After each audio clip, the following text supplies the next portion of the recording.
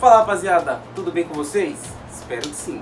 Vídeo novo no canal. Vídeo de hoje é um vídeo que muita gente vai amar, tenho certeza. Tem outras pessoas que talvez não gostem tanto pela história, pela rivalidade, mas cara, você vai ter que admitir. Porque assim, eu pretendo fazer esse quadro com regularidade. Eu quero falar sobre alguns elencos, alguns esquadrões, como diz o título, que fizeram história do nosso futebol, que realmente escreveram grandes histórias nas páginas do futebol brasileiro e mundial. E hoje, para começar esse quadro, o que não é fácil para mim, porque é um time que... o meu time, que todo mundo sabe que é o São Paulo. Ele tem grande rivalidade com esse time, é um time que com certeza desperta grandes paixões dos seus adversários e obviamente dos seus torcedores. Mas é um time que com certeza marcou a época e merece estar aqui. E eu havia feito uma enquete no meu Instagram um tempo atrás, perguntando sobre ideias de vídeos. E uma torcedora do Corinthians falou pra mim, inclusive amiga minha, falou pra mim que gostaria de ver um vídeo sobre o Corinthians. E aí eu perguntei, que Corinthians vocês gostariam de ver, né? E aí foi unânime quase, que a maioria dos torcedores do Corinthians gostariam de ver o Corinthians, até pessoas que não eram torcedores do Corinthians, gostariam de ver a trajetória do esquadrão do Corinthians de 2012. O Corinthians que foi campeão da Libertadores e campeão mundial naquele ano. Mas para contar essa história eu preciso ir lá para trás. Então senta aí, pega uma pipoquinha ou se liga no celular, tá? E curte esse vídeo que eu tenho certeza que vocês vão gostar, beleza?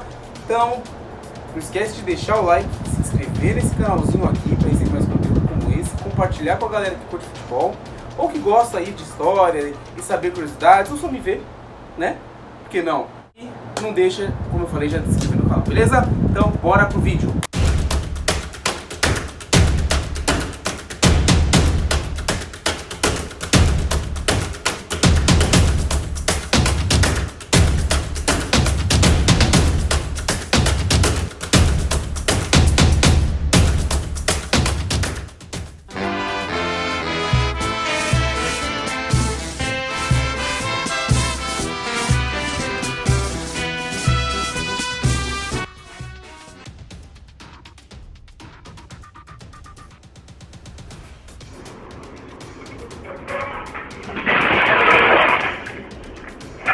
Galera, o Corinthians de 2012, ele começa muito antes realmente de começar aquele ano.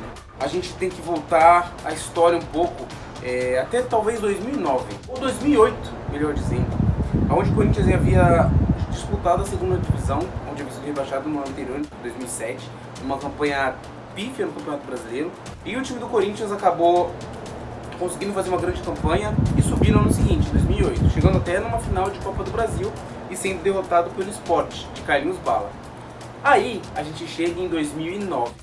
2009 o Corinthians precisava se reinventar, pois no ano seguinte seria o ano do centenário. O Corinthians foi ali criado em 1910, completaria seus 100 anos em 2010. E aí o Corinthians planejava grandes coisas, mas para isso precisava de um 2009 muito grande, muito diferente. E aí uma grande oportunidade surgiu, rapaziada. Em 2009 o Corinthians consegue a contratação de Ronaldo Fenômeno. O cara tava no imbróglio com o Flamengo, tava treinando, se recuperando lá, depois de ter se lesionado várias vezes no Milan. E aí o Corinthians fecha com o Fenômeno e consegue ter um ano brilhante. Eu não vou me delongar muito porque a história não é sobre 2009, né? Mas em 2009 o Corinthians consegue conquistar o título do Campeonato Paulista de maneira avassaladora, com o Ronaldo brilhando, e a Copa do Brasil também com o Ronaldo performando de forma incrível, né? Realmente foi o último respiro da carreira do cara e foi de forma incrível que o Corinthians conseguiu os títulos que conseguiu em 2009 e construiu ali uma escada, ali uma estrada sólida para 2010. Ou é o que se pensava, né? 2010, né? O que acontece? O Corinthians começa o ano muito empolgado, porque era o ano do centenário, o time vinha de um 2009 muito bacana, muito forte. E aí começa o ano não tão bem, né? Fazendo uma campanha muito ruim no Campeonato Paulista. O Corinthians é eliminado antes das semifinais do Campeonato Paulista. Era disputado ali a fase de grupos, diferente de hoje, que tem as quartas, a gente tinha até as semifinais.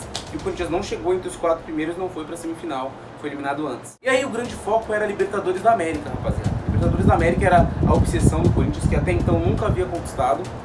E aí o Corinthians faz uma fase de grupos incrível, faz uma primeira fase realmente absurda. e se depara nas oitavas de final contra o Flamengo. O Flamengo havia sido campeão brasileiro em 2009, porém é um campeonato muito curioso, porque o Flamengo realmente tinha um time que não estava tão bem, não tinha grandes jogadores, tinha Adriano Imperador, tinha Petkovic, e aí tinha Chico Wagner Love, então tinha alguns jogadores interessantes ali. Só que não era um time bem montado, né? Era um time que ia ali aos trancos e barrancos chegando, e chegava. E aí o Flamengo faz uma péssima fase de grupos, gente. Diferente do Corinthians, o Flamengo fez a pior fase de grupos. Então, o pior ali enfrentava o melhor. Então tivemos Corinthians e Flamengo. O Corinthians vinha como favorito, pois tinha um time que tinha feito uma grande campanha até então na Libertadores.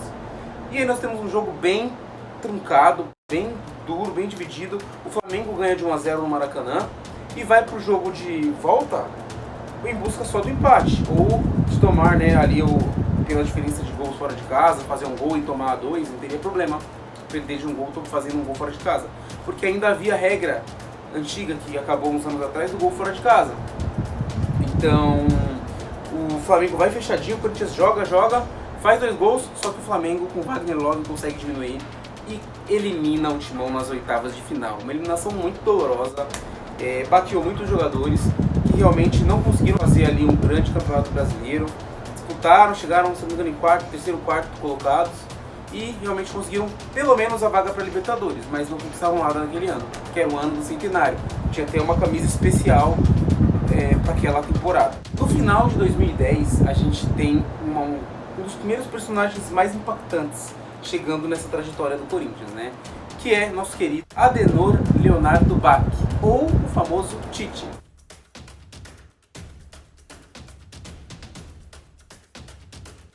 Tite chegou no final de 2010 com a missão de reformular o time do Corinthians para que transferisse ali o centenário de 2010 para 2011, pois o Corinthians precisava de um grande ano, pois tinha um grande elenco e precisava de uma grande conquista. E aí o Tite realmente começa ali os seus trabalhos.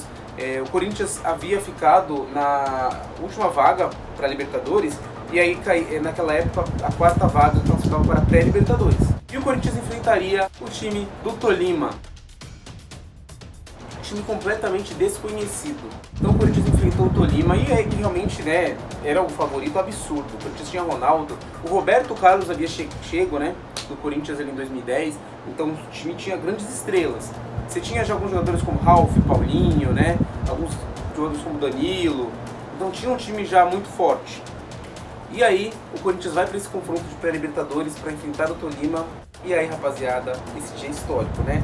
O torcedor corintiano com certeza não gosta de lembrar desse dia, mas o Corinthians é eliminado na pré-Libertadores pro Tolima numa atuação vexaminosa, com todas as estrelas em campos. O Timão toma 2-0 e cai fora da Libertadores, realmente ficando conhecido como um grande vexame, um vexame histórico, pois nenhum time brasileiro até então havia sido eliminado nessa fase tão precoce da competição.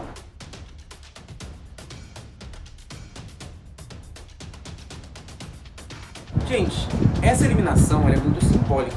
Por quê? O Ronaldo, o Roberto Carlos, alguns figurões do Corinthians já vinham com muito desgaste no elenco.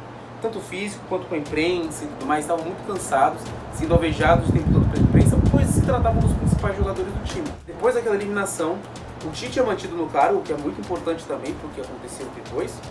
E o Ronaldo e o Roberto Carlos acabam saindo e se aposentando do futebol, né? Saindo do Corinthians. E o Corinthians precisa realocar as suas peças e trazer jogadores para ocupar aquelas posições, reagir para aquele ano que viria, que seria muito importante. Nesse time aí que o Corinthians montou, eu anotei algumas adições importantes. Se eu estiver esquecendo de alguém, vocês coloquem aí nos comentários qual outro jogador foi tão importante aí nessa chegada ali de 2011.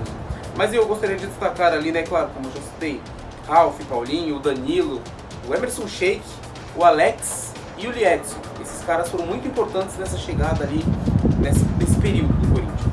Então o Corinthians começa uma arrancada no Campeonato Brasileiro de 2011 e realmente faz uma grande campanha, tá? Traz até o Adriano, que estava no Flamengo. O Adriano vem, joga uns 5 jogos pelo Corinthians, faz um gol contra o Atlético Mineiro, que inclusive acho que é o gol do título brasileiro, né? E o Corinthians se sagra mais uma vez campeão brasileiro, né? Fortalece e cria uma base muito forte e sólida para o ano seguinte, que é o ano desse vídeo aqui. Então 2012, gente, realmente o ano do Corinthians também não começava tão bom. A campanha do Campeonato Paulista pode ser considerada desastrosa, O time até que estava jogando bem, mas aí chega numa rodada eliminatória contra a Ponte Preta e o time é derrotado dentro do Pacaembu lotado, com falhas gigantescas do goleiro Júlio César. Isso foi bom pro Corinthians. Eu não fiquei doido não, foi bom. E aí? Você é doido? Você é pichuruco? Você é pichuruco? E eu vou explicar por quê. O Corinthians, ele havia já estreado na Libertadores, eu vou me aprofundar mais na campanha daqui a pouco, porque é uma das coisas mais importantes para essa campanha. Mas o Corinthians havia começado a Libertadores com o Júlio César no gol, né?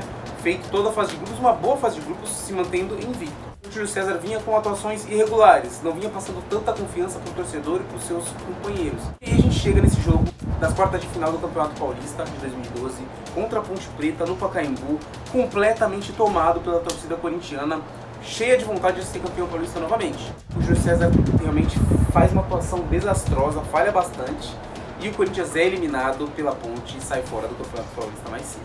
E aí bate o desespero, né? Porque assim, o Corinthians eliminado pela Ponte Preta, com todo respeito à Ponte Preta, mas o Corinthians eliminado pela Ponte Preta em pleno Pacaembu, às vésperas de começar ali a fase de oitavas de final da Libertadores.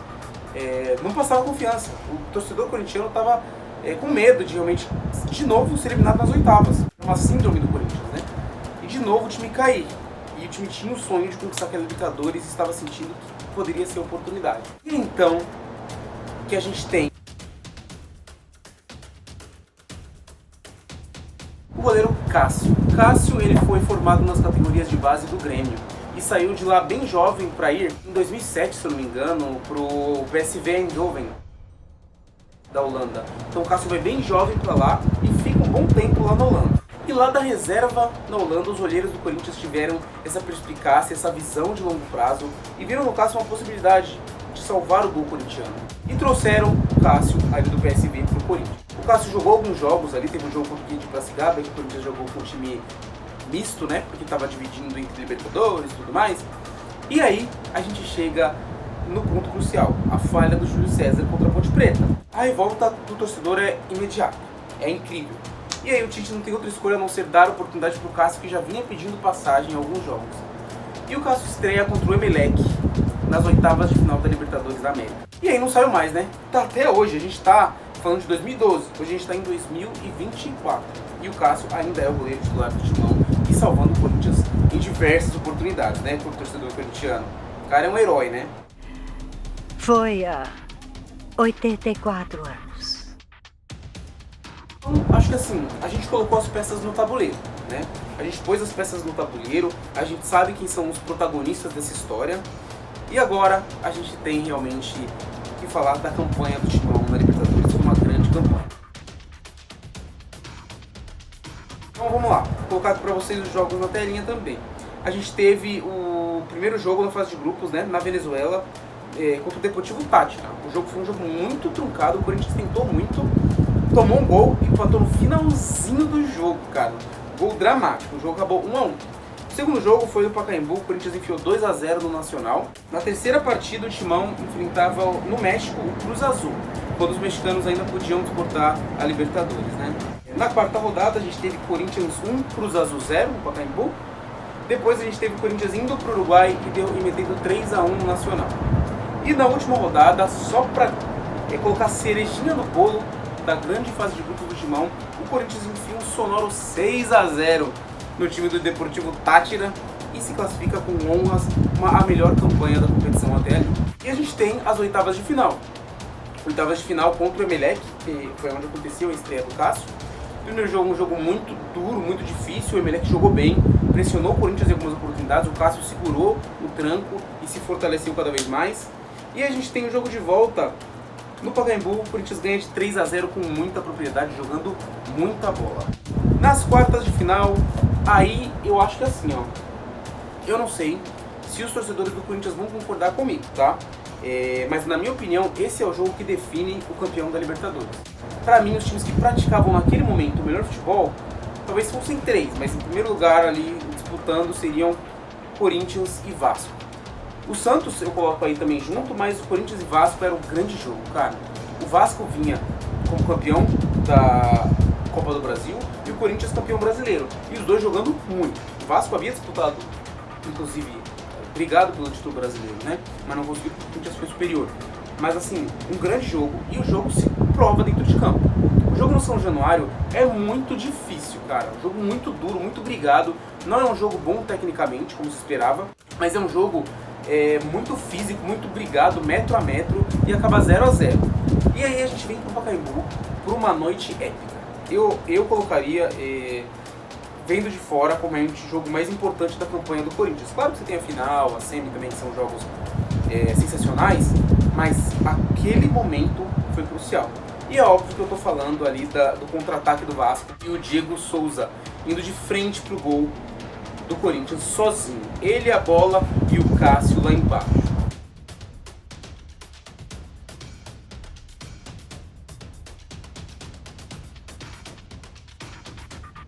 Ele arranca, tem o campo todo para pensar no que fazer. Quando chega, o Diego tenta chapar para tirar do Cássio, só que o Cássio é um cara que tem uma estatura e uma largura, né? Aqui, cara, o cara consegue chegar muito longe e provavelmente o Diego Souza deu uma assustada, cara. Deparou com o Cássio gigantesco na frente dele, o Cássio ficou maior ainda, ficou gigantesco e faz a defesa. E o jogo continua, o Corinthians num cruzamento dentro da área, numa bola de escanteio, Paulinho faz o gol e coloca o Corinthians na semifinal da Libertadores da América. Depois de muitos anos. Se não me falha a memória, isso daqui eu não pesquisei, tá? Isso que eu vou falar agora, porque eu pensei nisso agora. Mas talvez desde de 99 ou 2000, não lembro qual foi o ano que o Corinthians chegou na semifinal. E um desses dois foi a única semifinal do Corinthians. Agora seria a segunda, depois de muito tempo. Então o torcedor estava muito contente. É um momento histórico para o Corinthians depois de um duelo de titãs. E aí a gente vem para a semifinal da Libertadores.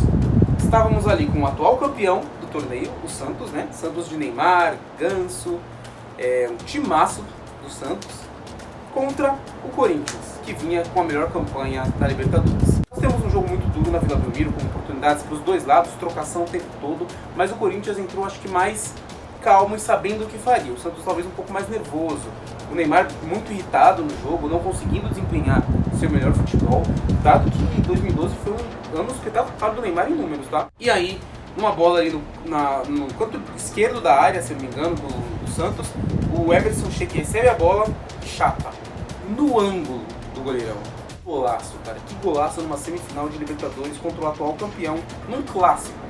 Foi espetacular, o Corinthians ganha de 1 a 0 na Vila e no jogo de volta o Corinthians tem o controle geralmente da partida. O Santos não ameaçou de verdade em nenhum momento do jogo. O jogo acaba 1 a 1 e o Corinthians vai pela primeira vez na sua história para uma final de Libertadores. O torcedor tava maluco, né? E não podia ser um roteiro escrito mais perfeitamente, né, gente? Porque o Corinthians foi pra final, chegando invicto, batendo o Vasco, que era um dos melhores times do Brasil, batendo o Santos, que era o atual campeão da Libertadores, o Santos de Neymar, e na final encararia o Boca Juniors, o temido Boca Juniors, o bicho-papão dos brasileiros em final de Libertadores, meu povo. Há alguns anos atrás o Santos havia barbarizado com o Palmeiras, com o Santos e com o Grêmio. 3 brasileiros em finais consecutivas que o Boca levantou o caneco. E o Corinthians, que não tinha um retrospecto vá lá muito animador contra os times argentinos, né? Corinthians e Boca Juniors lá na La Bombonera. Estádio com pressão, estádio acanhado, o torcedor no cangote do jogador. Jogo com pressão absurda. A gente tem ali no momento do jogo, jogada, confusão dentro da área, bola na área, gol do Boca.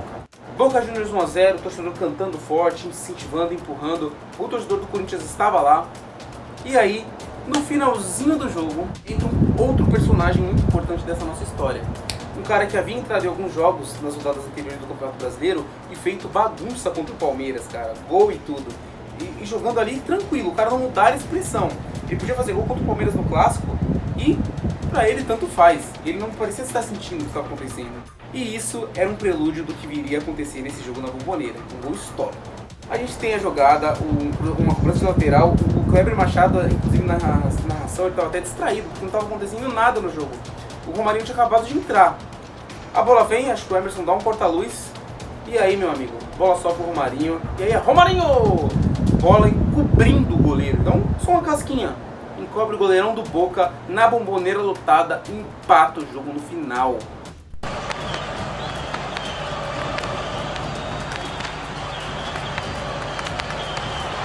Olha o time do Corinthians chegando ali, o Romarinho! Gol! Dando de novo um respiro pro Corinthians e colocando todas as chances na mão do Timão no jogo de volta. Que momento absurdo do futebol, gente. Que momento absurdo. Cara, como eu falei, vocês sabem que eu sou São Paulino, mas não tem como você não admirar uma história como essa. É uma história muito grande pro futebol. E é de se realmente enaltecer o Corinthians nesse ponto. E o Romarinho, absurdo, né? A gente tem o jogo de volta. O jogo de volta eu acho que é só a coroação desse time do Corinthians. Porque o time realmente havia feito uma Libertadores muito superior aos adversários. E o Boca nem se compara. O Boca chegou aos trancos e barrancos ali, empatando vários jogos também. Não fez lá uma grande campanha. E o Corinthians fez. Chegava ali invicto. E aí o Timão só confirma seu favoritismo. Enfia 2-0 com uma atuação de gala de Danilo e Emerson Sheik. O time todo, na verdade, né?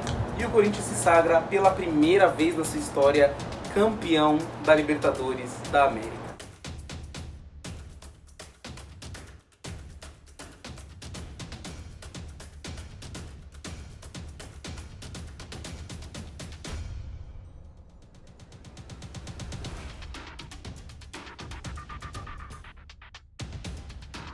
Título histórico pro Timão, né? Realmente um dos títulos que faltavam na sua galeria, que era uma obsessão há muito tempo pro Corinthians.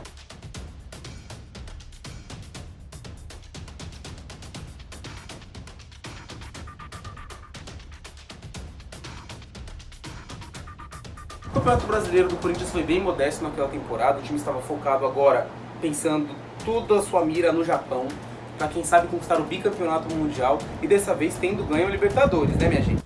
E aí o Timão viaja, o Corinthians faz umas contratações pontuais, né? Contrata um zagueirão ali e contrata o atacante peruano Paolo Guerreiro. Guerreiro estava ali jogando no banco do Hamburgo, se eu não me engano. Ele que já havia passado por Bayern de Munique, um tempo sempre ali na Alemanha, mas estava meio que escanteado no banco do Hamburgo. E aí o Timão contrata esse camisa 9, realmente para ocupar o espaço ali da camisa 9 do Corinthians. O Liedson havia saído, né? E o Liedson nunca foi esse cara fixo, né? Sempre foi um cara de mais movimentação. O Alex também tinha deixado o grupo depois do final da Libertadores. Então o Corinthians vinha com um time mais ou menos assim, ó. Cássio, né? Chicão, Leandro Castan, Fábio Santos e Alessandro, Paulinho, Ralf e Danilo, né? E Jorge Henrique, Emerson Sheik e Paulo Guerreiro. Paulo Guerreiro e o Romarinho ali no banco, entrando no desgaste no segundo tempo. E aí a gente tem a semifinal do Mundial, um jogo bem nervoso. O Corinthians encararia o maior campeão ali africano, o Al Ahly. O Corinthians enfrenta o Al Ahly, é um jogo muito difícil, muito duro, muito pegado. E aí o nosso camisa 9, Paolo Guerreiro, guarda dele e coloca o Timão na final do Mundial, que enfrentaria o time inglês, também campeão intercontinental, né, campeão do seu continente pela primeira vez, o Chelsea. O Chelsea havia derrotado o Bayern de Munique na final da Champions League em pleno Allianz Arena.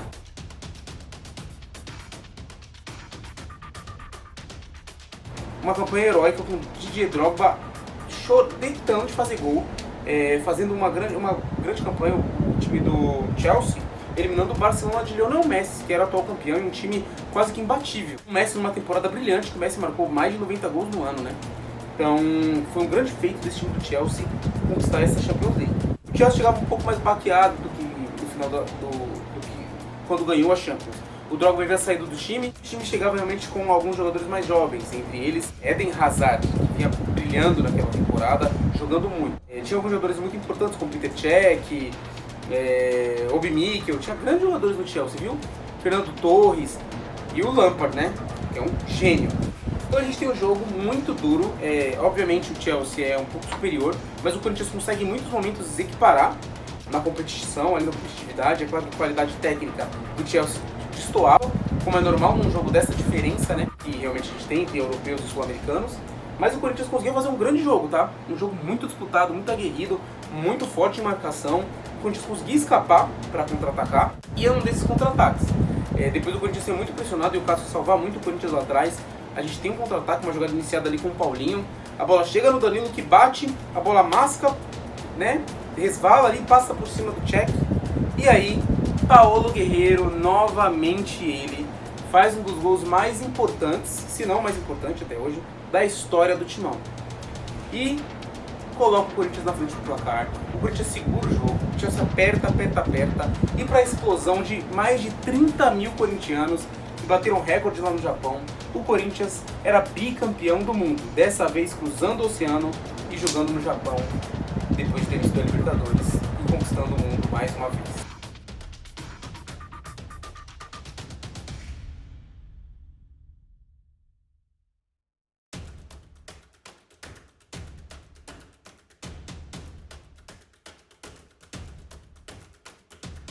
É uma grande história, um grande time esse time do Corinthians, né? Um time que realmente tem que ser respeitado e exaltado. É um time lendário, que com certeza vai estar na história do Corinthians e do futebol brasileiro e mundial. Eu tenho certeza que os torcedores do Corinthians lembram com muito carinho dessa equipe. Então é isso aí por hoje, gente. Espero que vocês tenham gostado do vídeo. Pretendo com certeza que esse seja um quadro recorrente aqui no canal. Quero trazer histórias de muitos times, não só do Brasil, na América do Sul, na Europa, no mundo todo. E aí, eu espero que vocês me deem as sugestões. Eu uso bastante o Instagram para isso. Já tenho algumas opções aqui anotadas que o pessoal passou para mim em pesquisas que eu fiz, mas podem sugerir aqui também nos comentários se vocês quiserem, né? Se você quer que seu time tenha, se você tem algum time do time que você torce aí, tem algum ano que realmente foi lendário, né? Manda aqui, tipo Flamengo de 2019 ou Flamengo de 81. Deixa aqui o Grêmio de 86. Não sei, cara, vocês que vão decidir. Eu trago o que vocês quiserem, entendeu? E aí, deixa nos comentários que eu vou caprichar da melhor maneira possível e espero que vocês gostem porque é com muito carinho esse vídeo, tá bom? Não esquece de deixar seu like, se inscrever no canal e compartilhar o vídeo para esse vídeo chegar para muito mais gente, beleza? E até o próximo vídeo.